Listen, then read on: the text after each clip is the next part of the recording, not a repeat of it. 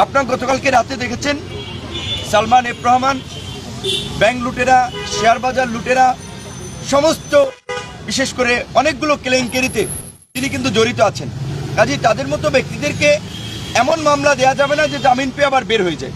সুস্পষ্ট অভিযোগের ভিত্তিতে তাদের বিরুদ্ধে মামলা দিতে হবে এবং এদের পাশাপাশি আরও বেশ কিছু রাঘববোলরা ধরা পড়বে। তবে দেশের ইকোনমিকে গতিশীল করার জন্য, গতিশীল রাখার জন্য, মানুষের কর্মসংস্থান ঠিক রাখার জন্য এই মুহূর্তে যদি বড় বড় ব্যবসায়ীদেরকে গ্রেপ্তার করা হয় কিংবা ধরেন খুব দ্রুত সময়ের মধ্যে যদি তাদের প্রতিষ্ঠানে স্বাভাবিক অবস্থা ফিরিয়ে না আনতে সহযোগিতা করা না হয় তাহলে কিন্তু দেশের অর্থনীতি ক্ষতিগ্রস্ত হবে। কাজে আমরা বলেছি যারা সুস্পষ্ট অর্থ পাচার, দুর্নীতি, লুটপাট এর সাথে জড়িত, রাষ্ট্রীয় সম্পদ লুটপাট করেছে তাদের বিরুদ্ধে ব্যবস্থা নিতে হবে। কিন্তু ভালো ব্যবসায়ীরা যেন হয়রানির শিকার না হয়, ভালো ব্যবসায়ীদেরকে সহযোগিতা করতে হবে দেশের ইকোনমি আপনার ঠিক রাখার জন্য। প্রবাসী সহযোদ্ধাদের জন্য প্রবাসীদেরকে বৈধ পথে রেমিটেন্স পাঠিয়ে দেশের এখন রেমিটেন্স শক্তিশালী করতে হবে, কারণ এখন ইকোনমি এবং আইন শৃঙ্খলা পরিস্থিতি দুটো খুব বড় চ্যালেঞ্জ। সালমান এফ রহমান ধরা পড়েছে, আপনার আনিসুল হক ধরা পড়েছে। আশা করি আজকে এবং আগামীকালকে আরও অনেক রাঘববোলের ধরা দেখতে পাবেন। তবে আমরা এই যে গণহত্যার যে মাস্টার মাইন্ড বা গণহত্যা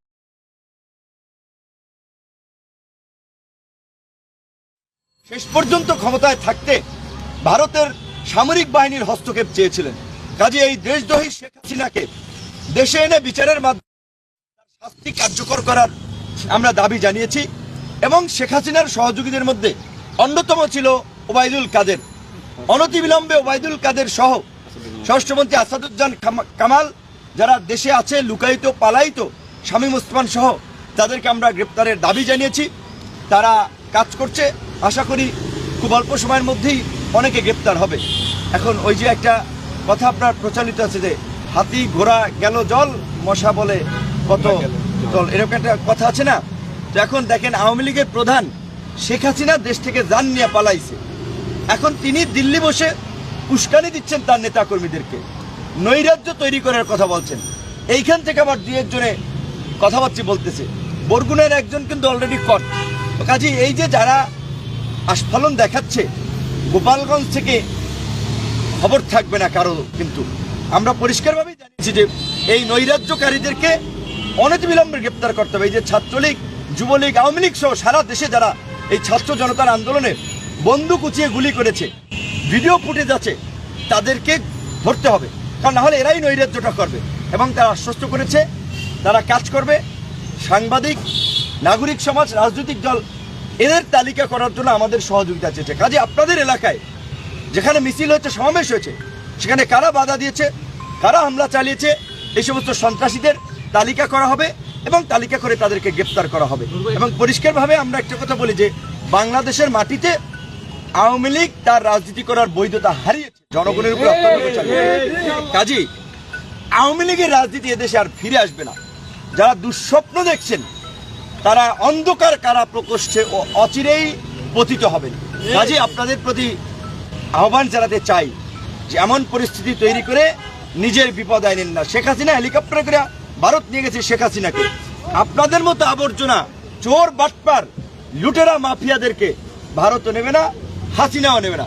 কাজে এইখানে ছাত্রলীগ, যুবলীগ করবেন, এখন রাস্তায় নেমে ভিডিও ধারণ করবেন যে ভবিষ্যতে দল ক্ষমতা আসলে আপনারা কিছু করবেন, ওই আশায় ঘুরে বালি।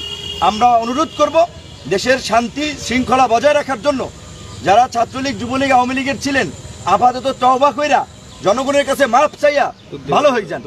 আর যারা গুরুতর অপরাধ করেছে তাদের ক্ষমা নাই, কারণ একেবারে এই সমস্ত মাফিয়া অপরাধীদেরকে যদি আমরা ক্ষমা করে দেই, 2 দিন পরে সুযোগ পাইলে এরাই নৈরাজ্য করবে। কাজে এই অন্তর্বর্তীকালীন সরকার এই কথাটাই আমাদেরকে বলেছে যে দেশের রাজনীতিতে যেন একটা গুণগত পরিবর্তন হয়, এইরকমের যেন ফ্যাসিস্ট দানব যেন তৈরি না হয়।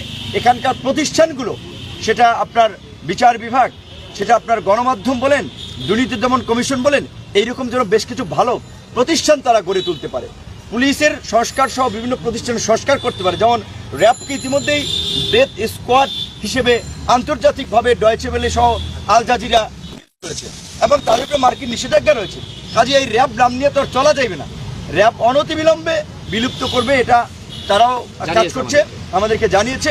এবং আমরা বিশেষ করে একটা বিষয় দাবি জানিয়েছি যে গত 15 বছরে যারা এই যে পদ বঞ্চিত হয়েছে, অন্যায়ভাবে চাকরিচ্যুত হয়েছে, তাদেরকে প্রমোশন সহ সকল সুযোগ সুবিধা সহ চাকরিতে পুনর্বহাল, এবং যারা আওয়ামী লীগ সরকারের সুবিধাভোগী খয়ের খা চাটুকার ছিল তাদেরকে লাথি দিয়ে আপনার এই সচিবালয় সহ চাকরি থেকে চাকরিচ্যুত করা। কারণ ওরা দেশের শত্রু, ওরা জনগণের শত্রু। ওরা যদি প্রশাসনে থাকে তাহলে প্রশাসন আবার কলঙ্কিত হবে। একই সাথে সবাইকে যদি আপনি বাদ দিয়ে দেন, রাতারাতি কি নতুন সেট তৈরি করতে পারবেন না। কাজেই এর মধ্যে যারা সৎ ছিল, যাদের ন্যূনতম দেশপ্রেম ছিল, যাদের ন্যূনতম পেশাদারিত্ব ছিল, যারা অপেক্ষাকৃত কম অপরাধ করেছে, তাদেরকে সাধারণ ক্ষমা করে পুরো প্রশাসনকে ঢেলে সাজাতে হবে। নিরপরাধ কেউ আশা করি চাকরিচ্যুত হবেন না, ক্ষতির আশঙ্কায় পড়বে না। কিন্তু আওয়ামী লীগ যেই গেমটা খেলার চেষ্টা করতেছে, আর্মিকে আনস্টেবল করার চেষ্টা করতেছে, পুলিশকে আনস্টেবল করার চেষ্টা করতেছে, বিচার বিভাগকে কু করার চেষ্টা করতেছে, তো এই বিচার বিভাগ কিংবা আর্মি পুলিশের এই 250 জন 60 জন 100-150 অফিসার নিজের ঝুঁকি নিবে, তাতে কি সফল হয়ে যাবে? শেখ হাসিনা সহ সব কিছুকে রাজপথে মোকাবিলা করেই তো জনগণ গণ অভ্যুত্থান করেছে। কাজেই অভ্যুত্থানকারী জনগণ সতর্ক এবং সচেতন আছে, আপনাদের যে কোনো প্রচেষ্টাকে রুখে দিবে। কাজেই পুলিশের মধ্যে আমরা বলবো, যারা কাজে যোগদান করেন নাই অনতিবিলম্বে কাজে যোগদান করেন, যারা অন্যান্য আপনার বাহিনী সহ প্রতিষ্ঠানে আছেন তারা অনতিবিলম্বে কাজে যোগদান করেন, এবং বিভিন্ন লোকাল এলাকা সহ শহরে রাজনৈতিক দল, নাগরিক সমাজ, আন্দোলনকারী ছাত্র জনতাকে বলবো, আপনারা স্বপ্রণোদিত হয়ে থানায় গিয়ে ওসি সহ পুলিশের কর্মকর্তাদের সাথে মিটিং করেন, ইউনোর সাথে মিটিং করেন, জেলায় গিয়ে আপনার এসপি ডিসির সাথে মিটিং করেন, তাদেরকে আশ্বস্ত করেন আওয়ামী মাফিয়াদের তালিকা করে এসপি ওসি ইউনো ডিসিদের কাছে দিন, ওদেরকে যেন গ্রেপ্তার করে এলাকার শান্তি এবং স্থিতিশীল পরিবেশ বজায় রাখার জন্য আওয়ামী মাফিয়া সন্ত্রাসীদেরকে গ্রেপ্তার করতেই হবে। কাজেই আপনারা আইন শৃঙ্খলা পরিস্থিতি স্বাভাবিক করতে সহযোগিতা করেন, প্রশাসনকে সহযোগিতা করেন, চিহ্নিত দুর্নীতিবাজ দুর্বৃত্ত সন্ত্রাসীদেরকে গ্রেপ্তারের জন্য প্রশাসনের কাছে তালিকা তৈরি করে দিন।